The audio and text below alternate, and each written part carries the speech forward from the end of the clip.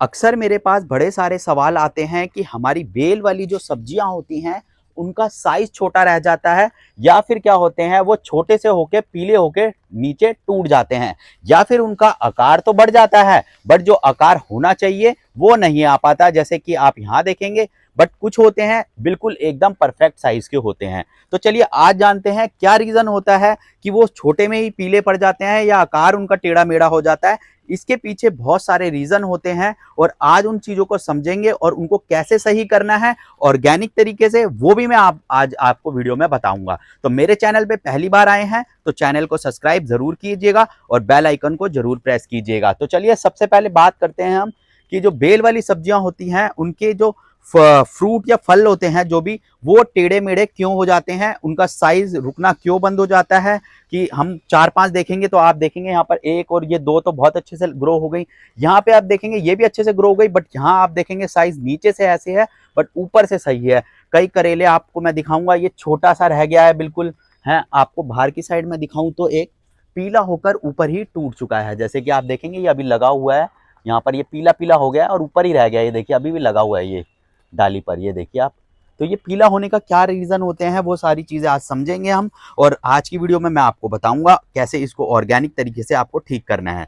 तो चलिए सबसे पहले जानते हैं कि क्या रीजन है कि ये पीले पड़ते हैं, छोटे रह जाते हैं हाइट में। आप हमेशा ध्यान रखें जब भी आपकी कोई बेल वाली सब्जी पीली पड़ने लगे या उसका साइज छोटा रह जाए या वो टेढ़ी या मेढ़ी होने लग जाए तो इसके पीछे क्या होता है, हमारे पौधे में कोई ना कोई चीज की कमी होना। अब बहुत से रीजन होते हैं इनका पीला पड़ना टेढ़ा होना, तो उसमें से मुख्य कारण क्या होते हैं मैं वो बताता हूं। सबसे पहले क्या होता है, हमारे जो गमले होते हैं पोट होते हैं बहुत ही लिमिटेशन होती है, उसके अंदर खाद कम होती है, मिट्टी कम होती है, तो उसके पोषक तत्व पूरे पौधे को नहीं मिल पाते हैं। और जैसे कि आपको पता है अभी बरसात का सीजन है, बरसात के सीजन में हम ढेर सारी खाद तो देते हैं पर क्या होता है नीचे होते हैं ड्रेनेज, और ड्रेनेज से क्या होता है सारी जो भी हमने खाद और न्यूट्रिशन दिया होगा वो सब यहाँ से निकल जाएगा और हम सोचेंगे हमने अभी 5 दिन पहले ही तो खाद डाली थी तो खाद की कमी नहीं होती, हम सोचते हैं, बट ऐसा नहीं होता। खाद की कमी की वजह से भी हमारे जो करेले हैं वो साइज में रुक सकते हैं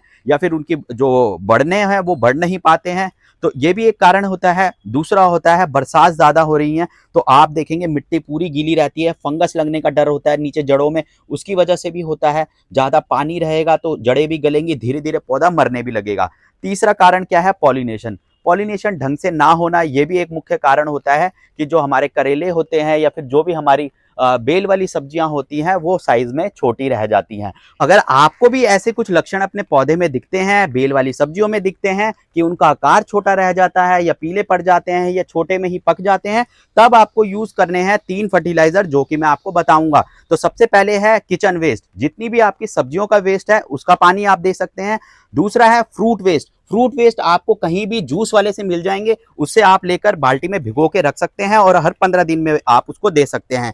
तीसरा है ये आप देखेंगे ये है बनाना पील फर्टिलाइजर, केलों के छिल्लड़ जो होते हैं उनका फर्टिलाइजर भी आप पौधों में दे सकते हैं। अगर आप भी ये 3 फर्टिलाइजर अगर अपने पौधों में देते हैं तो आप भी मेरी तरह ढेर सारी सब्जियां ऐसे अपने टेरेस गार्डन से उगा सकते हैं। अगर आपके पास ये तीनों ही नहीं है तो उसका भी सोल्यूशन मेरे पास है, आप यूज कर सकते हैं ये बायोवीटा का सीवीड एक्स है, इसमें सारे पोषक तत्व पाए जाते हैं, बोरोन, कैल्शियम, नाइट्रोजन, फास्फोरस। अगर आप 10 लीटर की बाल्टी में इसको 2 चम्मच मिला के अपने पौधों में देते हैं तब आपको कोई भी चीज डालने की जरूरत नहीं है। मोस्टली मैं सारे अपने अपने ही फर्टिलाइजर बनाए हुए यूज करता हूं, बट मोस्टली कभी कभी ऐसा होता है मैं घर पे नहीं होता हूं, बाहर जाता हूं 10-15 दिन के लिए, तब मैं ये इस्तेमाल करता हूं। मम्मी या पापा जो भी घर पे होते हैं वो इस्तेमाल करते हैं, क्योंकि पौधे को हर 15 दिन में कुछ ना कुछ चाहिए होता है ताकि उसकी ग्रोथ जो है अच्छे से बढ़े, जो फूल और फल आ रहे हैं वो अच्छे से इसकी ग्रोथ करे। अब बात करते हैं कि पानी हमें ध्यान रखना होता है पानी का। जैसे कि आप अभी भी देखेंगे तो बरसात हो ही रही है,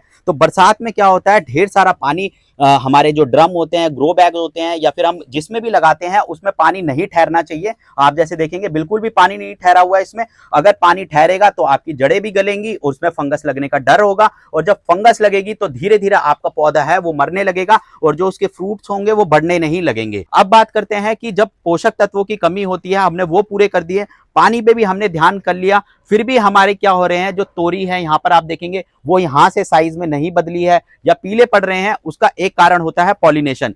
पॉलिनेशन भी अगर ढंग से नहीं होगा तब भी क्या होता है, जो हमारे फल होते हैं, फ्रूट होते हैं, उनका साइज छोटा रह जाता है या आकार में वो बढ़ता नहीं है या फिर वो टेढ़ा होकर पककर नीचे गिर जाता है। तो पॉलिनेशन करने के लिए आपको शाम का समय हमेशा चुनिए, शाम के समय आप पॉलिनेशन करें उसको अपने हाथ से। अब बात करते हैं मिट्टी की फंगस को रोकने के लिए क्या करना चाहिए, या पत्तों पे कोई कीड़ा ना लगे या पत्ते पीले ना पड़े, तो उसके लिए आपको कौन सा फर्टिलाइजर यूज करना है। उसके लिए आप यूज करिए घर का ऑर्गेनिक एलोवेरा, जो कि आप घर पे भी आपने उगा रखा होगा। मैं यूज करता हूं, उससे बड़े फायदे होते हैं। क्यों? क्योंकि रूट ग्रोथ के लिए बहुत अच्छा होता है, प्राकृतिक फंगस को भी रोकता है, इम्यूनिटी को भी बढ़ाता है और फर्टिलाइजर की तरह काम भी करता है। जैसे कि आपको पता ही होगा, जब भी हम कटिंग लगाते हैं तो एलोवेरा जरूर लगाते हैं, उससे ग्रोथ ज्यादा होती है। तो इसलिए क्या करें, आप एलोवेरा का घोल बनाइए, पानी में उसको मिक्स करके रखिए 10 से 15 दिन, जो भी उसका जेल है, और उसके बाद आप पत्तों में दीजिए और पत्ते आप देखिए कितने हरे हरे और बड़े बड़े आपके निकलेंगे। तो यही बस कुछ रीजन होते हैं जो कि हमारी जो सब्जियां होती हैं वो छोटे में पीले पड़ जाती हैं या फिर उनकी ग्रोथ रुक जाती है। आप भी अगर यही बिल्कुल ऑर्गेनिक तरीके अपनाएंगे तो, और ढेर सारी सब्जियां मेरे टेरेस गार्डन पे लगी रहती हैं जो कि बिल्कुल ऑर्गेनिक तरीके से उगाता हूं मैं। जैसे कि आप देखेंगे यहाँ पर बैंगनों के साइज कितने अच्छे हो रखे हैं। तो इनको शॉर्ट वीडियोस में हार्वेस्ट करूंगा, तो आप शॉर्ट वीडियो जरूर देखना, और वीडियो पसंद आए तो लाइक शेयर एंड सब्सक्राइब कीजिएगा। मिलते हैं नेक्स्ट वीडियो में, तब तक के लिए जय श्री राधे दोस्तों।